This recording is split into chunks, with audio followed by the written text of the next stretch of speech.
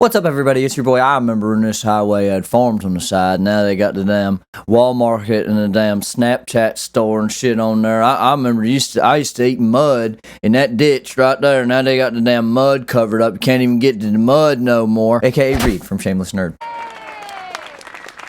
Today's video is about why and how you should make stuff, or more concisely, be creative. If you end up enjoying this video, please consider dropping a like and subscribing to the channel. If you feel so inclined, you can also become a member and join the likes of these beautiful people right here. I'm recording the second members only video right after recording this one if you're interested in that sort of thing. You can also join the Shameless Nerd Discord at the link in the description, and you can email me with any questions, comments, concerns, or confessions of unrequited love at reedfromshamelessnerd@gmail.com. All right, let's get into it. I'm going to do something I said I would never do and share something right now. This is a screenshot from the first video I ever made for YouTube. It was 2009, over 16 years ago. I was in 7th grade. It is now long gone from YouTube, but I had a channel for 5 years, which was a platform where I would go on to post over 95 skits, fan music videos for Fall Out Boy songs, original music, attempts at animation, and stupid vlogs with my friends. I cannot sit through most of the videos, even by myself, in a locked room because I physically recoil in horror at the thought that I was putting this stuff on the internet and begging people I knew in real life at school to watch it. Through the first half or so of high school, I would continue to make YouTube videos with my friends, almost to no audience at all and for no real reason. And then junior year of high school, it shifted to doing more music stuff, and I'm ashamed to say that I used to rap. And then in college, I continued doing that for a while, and then I went on to make more earnest music that was at least equally cringy, but was at least true to myself and my experiences. And then I started a band with my best friend who was in the Transformer trick in 2009. And then I actually started a YouTube channel again called Shameless Nerd in April of 2021. And yes, I used to look like that. I made 41 videos over about a year about mostly Nintendo games and consoles, and one video about the freecreditreport.com commercials, which went on to be, at that point, the most viewed piece of content I had ever made in my life at just over 9,000 views. And then I had a really rough patch. I went through some horrible things. I had a full-scale mental breakdown, which I've mentioned occasionally in some other videos on this channel. And I stopped making much of anything for a very long time, until December 31st of 2024, after receiving a $49 camcorder for Christmas from my parents for some reason. I posted it on the then empty Shameless Nerd channel, and that was the start of where we are today. Despite the fact that right now, most of the time, I have trouble watching any of these videos or reading my horrible poetry from high school, I have been foresighted enough to privatize and never delete any of those videos, nor any of the old music I used to make under various pseudonyms. I have short films on hard drives in this studio. I have literally dozens of albums of music never released that I made with my friends. I have pictures I drew and paintings I painted and poems I wrote, and it's all horrible, physically painful garbage. And I am so incredibly happy and proud that I have it. We all have pictures and videos of ourselves throughout our lives. Until around 2010 or so, first front-facing camera on an iPhone came out that year on the iPhone 4. All of these images, and even for a while beyond that, most of these images of ourselves, of our lives, were taken by other people. Every day we look in the mirror and we see ourselves in this moment, and that is the last moment we will ever see ourselves from that perspective, in that headspace, in that moment, forever. We look at these photographs, look at this photograph, and videos of ourselves taken by other people, and they are beautiful, and we remember the day, and we have memories of what we did that day, or circumstances of those moments. We listen to songs we liked as children and think, man, I remember loving this song, or watch a movie we haven't seen in 15 years, but somehow we still remember all the famous lines, and it's obvious to us how important that music and that movie was to us, or whatever, or the people in those photos were. But one thing that we never have access to in terms of tangible memories we hold on to, the pictures, the video, the media, is our minds. We like to think that as we grow up, we remember what we were like, that we have a good grasp on who we were as we changed over time, but we don't. And I'm getting to my point here, I promise. I know this for a fact because I have over 16 years of things that I made. And I watched those videos or listened to those songs or whatever, and I am immediately transported to the headspace I was in. The intentions I had when I made these things, the deep and visceral feelings I was having at that time, often that day. I can remember outtakes we didn't use in the videos. I can remember ideas we didn't flesh out. I can smell the house we filmed the video in. I regained access to memories of my mother, who has since passed away, that I didn't know I had, because these pieces of stupid shit that I made were important to me, and they live in my mind in a way that a picture of me, even a video taken of me, doesn't. And yes, I am an extremely sentimental, nostalgia-prone person, and that might not matter to you as much as it does to me, but that kid in those videos, he's gone. He's not even the same kid that made this video, or sang his own songs on stage in a bathrobe with his best friend in maybe the second greatest moment of his life, or who made this video covering a Bo Burnham song in the room his son would later live in the empty house he had just miraculously bought. We die every day, and we are reborn, reconfigured versions of a similar person based on what the previous iteration of ourselves experienced the day before. And we have the magical ability to temporarily regain access into those people we used to be. We can transcend time and experience by proxy who we used to be. We are amalgamations emerging as a result of standing on the shoulders of years of our past selves doing and thinking and experiencing. If I went back in time with my current mind or whatever, and I did the same exact things that I did at 17, I would have completely different experiences. But the kid who made this horrible skit about a redneck trying on camo pants in Walmart, he was real. His experiences and feelings and thoughts and likes and dislikes were real. And the person in that video is dead. But I can talk to him.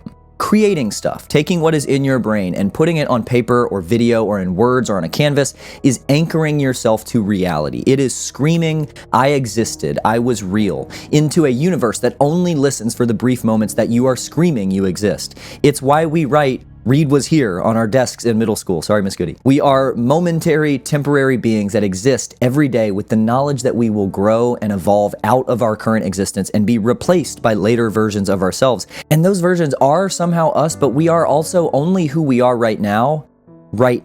And we want our future selves and our future loved ones to have evidence of our existence. And that is why it is important to create stuff. Do you have to make YouTube videos? Of course not. Do you have to paint or sculpt or write a screenplay? No. But I firmly believe that everyone has a creative capacity. I tell my students constantly that they are all creative, and I create entire assignments sometimes, don't tell the county, that ignore the standards I'm supposed to be teaching and instead exist for the sole purpose of creating scenarios where the kids who don't think that they're creative can prove to themselves that they are creative.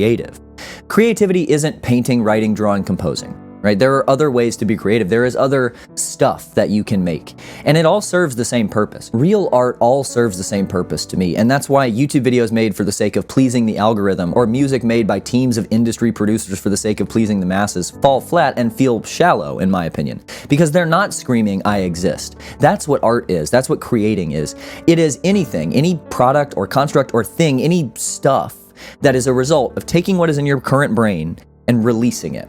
And I can say with definitiveness that my insatiable need to make shit, the inability in my brain to stop trying to create stuff, that is what has kept a person extremely prone to anxiety and depression alive, if I'm being honest. It's the reason I can spend, I think, 13 hours straight working on a video I really, really loved, one that I was sure would perform or whatever. And when that video performs worse than any video I've released since the jumper cable restart of my channel, other than my video about silent letters, which, I mean, I get it, like why that one didn't do too well, it doesn't kill my momentum. I wrote the script for this video 4 days earlier than I usually do. I have a whole system. It's tremendously impressive. My intentions are always the same. I love finally having a little audience and community, and the fact that I have made money from YouTube videos, not much, but that I've gotten a check from Google is unbelievable, and it's super exciting and it's motivating. But the reason I make these videos is the same reason I make music. I have shit in my head and I want to get it out. I'm running out of space up here. I believe that we are creative beings, that creating things is what makes us human, and it is just as vital to being healthy as eating broccoli. And I would sure hope so, because I do not eat very much broccoli. Okay, now for the turn. I've talked about why, now how.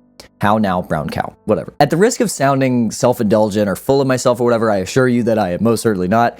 People have often asked me how I have the time and energy to make all the stuff that I make. Just in the last 6 months, I've previewed songs from a nearly finished album. I've read the first 3 chapters of my about half-finished novel. I've made now 38 videos since January 1st, and I work full-time, and I am a super involved, super present, single parent of the most beautiful and amazing kid on the planet, and I have to, like, mow the lawn and shit. And the answer is because, frankly, I don't want to sound condescending or anything, but it's because I'm not on my phone. Pause this video and go into your settings on your phone and look at your screen time. Like, just go actually look. It's easy. If you've never done it, go into settings, type in screen time at the top, click the little thing, look at your average screen time.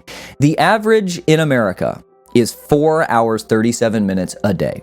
I would imagine that because you, statistically speaking, are watching this video and probably often watch other YouTube videos on your phone, yours is much higher than that. Let's say yours is 7 hours and 12 minutes. If I guessed that correctly, please send me an email with proof. That would be so sick. Let's say 7 hours, 12 minutes. Just think about that for a minute. Some of that is unavoidable, right? Some of that is texting your partner or responding to work emails or checking your bank app or whatever, but I'm telling you that I am a 29-year-old dad with a real career job, and my average screen time on my phone, which sits in my bag most of my time because I don't have service on it, I only use it when I have to, and I have this phone. I made a whole video about it. You can check it out if you're interested in that sort of thing. My average screen time last week was 1 hour and 26 minutes. And that feels high to me. Most of this is responding to comments on YouTube and watching some videos at the end of the day on YouTube because I do love YouTube. And you can also see that I spent 20% of my screen time for the week last week on Wells Fargo because I couldn't figure out why my mortgage payment wasn't being pulled from my account and it was freaking me out. And I kept checking my bank account over and over again, whatever, it doesn't matter. The point is, I am almost never using my phone, and I am a functioning adult in the real world or whatever, managing just fine. So I do have a hard time considering, but I need it for work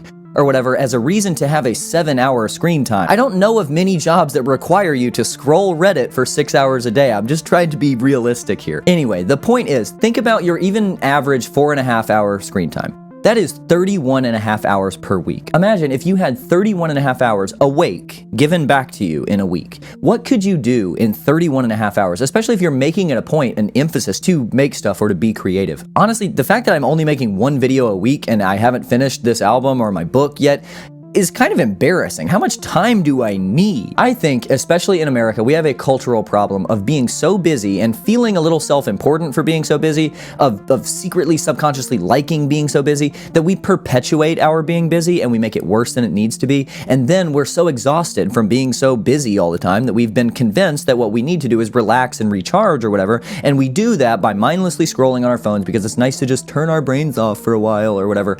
And I think that that is just horrible. And I can tell you, from my own personal experience, that when I feel most energetic and most awake is right after I record one of these videos, or right after I finish a song I've been working on, or painting a painting, or writing a poem or whatever. We are creating the hamster wheel we are spending increasing amounts of our lives running on. And we have the option to step off of it if we want to. And when we do, what we should be spending our 31.5 hours a week doing is making stuff. Go to Goodwill, buy a piece of wooden furniture for $20, cut it up and build something stupid out of the parts. Get the box of Legos out of your son's room and build a car, and then take a picture of it, print it out, put it on the fridge, and look at it every morning when you get a yogurt out for breakfast. On your drive home from work, record a voice memo of every single impression you can think of, just trying it and seeing how bad it is. Make a paper airplane, get the guitar out of your closet and record yourself playing. Make a bunch of stuff, even if it is horrible, especially if it's horrible. And then you will know that you were here. Thanks for watching. See y'all next time. In today's post-video video, I'm going to show you a video from one of my shows that I did when I was in college. The music that I used to make in this era, my rap era, is very cringy and hard to listen to, and I'm not going to let you do that. But this is one of my favorite things that I ever did at a live show. Bring the funk, bring the funk, bring the funk, bring the funk, bring the funk, bring the funk, bring the funk, bring the funk, bring the funk, bring the funk back, bring the funk back, bring the funk back, bring the funk back, bring the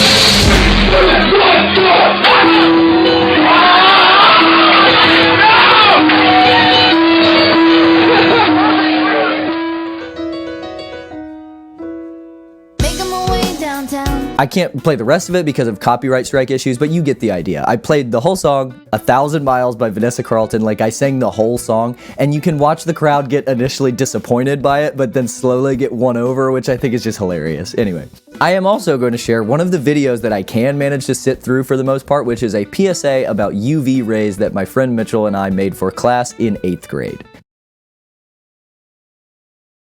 Ow! That's hot! It burns!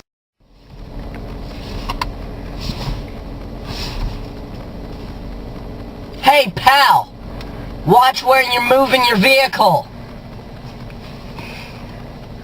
Oh, hello, America. I didn't see you come in. I'm here today to tell you about UV rays. While you may think that the sun is helpful to us, which it is in many ways, UV rays themselves can be harmful to you and your body.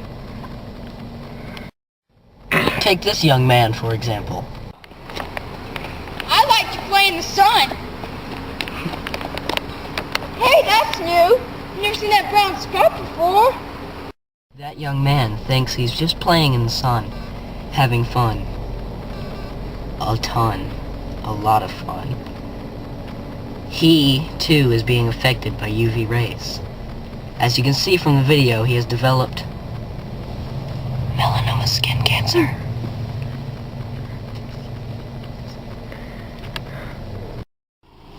In another perfect example of UV rays' possible damages to your body, watch this video. Hey, buddy! Ouch! That's my sunburn! Why did you do that? Oh, well, bye! Here are some facts you may want to know. Number 1. Always wear sunscreen when you go to the beach, playground, or even to your friend's house just to play a game of soccer. SPF 8 is not a good sunscreen. Always wear SPF 30 or higher. I can't. We're recording. Dad. Turn the car off so you can. Okay. Alright, turn the keys in with you. Yes, sir. Shut up. To tell you about UV rays. Oh, hello, America. I didn't see you come in. Thanks for watching. Love you guys. Bye.